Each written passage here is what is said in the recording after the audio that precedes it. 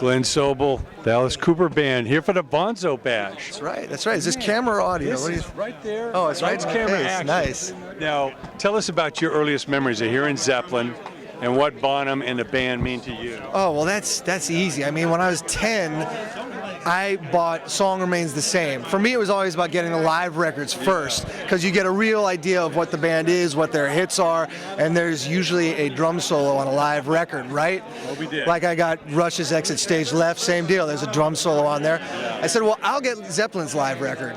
And I got, Song Remains the Same, Moby Dick. I was hooked. For some reason, at the age of 10 or 11, I kind of got it. I couldn't play it. I wasn't even a drummer yet, barely. But something about it spoke to me, and it made me want to play drums. Something about that is cool, you know. And Song Remains the Same was done at Madison Square Garden.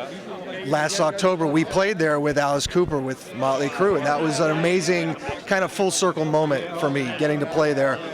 So Zeppelin means the world to me. It's one of the reasons I started all of this. Yeah. Do you feel a little piece of them every night you get on stage?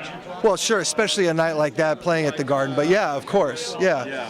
But Bonham's drumming is in just about everything happening in modern rock today, whether they know it or not. The drummer's playing it because it's filtered down through the generations.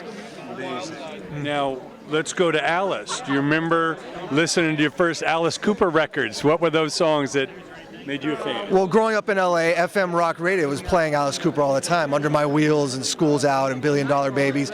So I grew up hearing Alice, and then KMET. Yeah, KLOS, KMET, and you know, the first time I'd ever heard of him was that Marvel comic book they put out. I think around '79, '80, and I was a little kid. And I'm like, oh my God, Alice Cooper. No, that looks scary. That's too scary for me. No, I'll stay away. You know, I didn't get it right away. I wasn't a Kiss guy, you know, but then later I started getting, it's like, oh, it's a theatrical, it's a show, and then Kiss is kind of, following that kind of theatrics, but with 4 guys, and I got it late, a little bit later, not when I was 12. You know, I was a little scared away by it, right? Sure. Yeah. Now, obviously, the original band was amazing. You ever meet Neil Smith? What was your ideas on him? I've met and hung with Dennis Dunaway a little bit. Neil Smith has come out to see us, but he's always in and out really quick. Like, I got other friends that I'm hanging with, and I go to find Neil, and they said, oh, he took off already. So I've missed him. We've almost met a couple of times. One of these days, I'm sure we'll meet. You want to show your appreciation for the drum licks that you play every night. Absolutely. Amazing stuff. Now, tell us a story about you joining the band. What was that like? Well, it was actually a situation where I did a recording session for Alice, but as a session player, oftentimes you don't meet the guys you're playing for. It was me and the producer, and then Bob Ezrin was overseeing the whole thing. We were re-recording a few of the hits for Alice, like School's Out and No More Mr. Nice Guy. Note for note, Alice re-singing it. So movies and video games, when they want those songs, they can just go straight to Alice that has the masters. They don't have to deal with an old label that doesn't exist anymore. And that went well enough to where a year later it led to the tour. Bob Ezrin brought in a couple of new players because they asked him to produce the show. So he brought me in and Tommy Henriksen on guitar, brought in Steve Hunter, who played on a lot of the original recordings. This was in 2011. And I met Alice on the first day of rehearsal.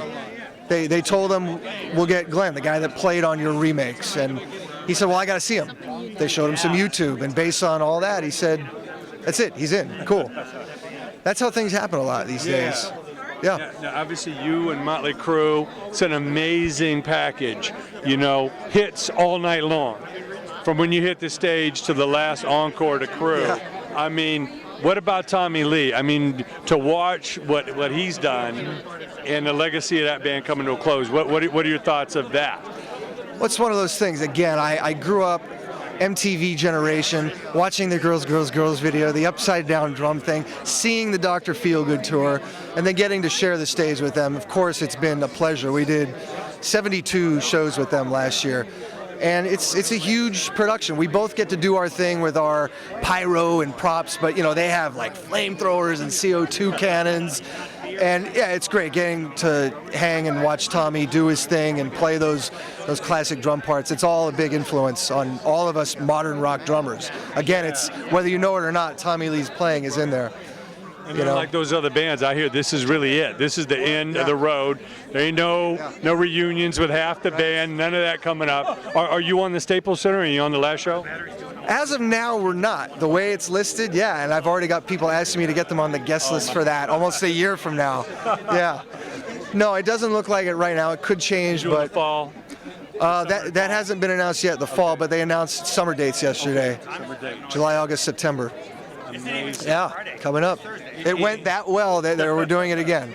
No, I saw Alice recently, and you know, like you say, he's out there golfing every day, keeps a real, you know, clear mind, and it's all about the songs. Somebody asked him, you know, when are you going to retire? And he said, I'm never going to retire. He said, I'm booked through the next century. Yeah, he is not slowing down. No way. You know, it's funny how, Crew is calling it a day and he's keeping going. But Crew, they're still going to play music in other projects, of course. Yeah, Nicky's got 6 a.m. Yeah. It's a new beginning. Correct, yeah. Well, we can't wait to see you rock tonight, man. This Zeppelin celebration is Thanks. always special. Yeah. Thanks so much, Glenn.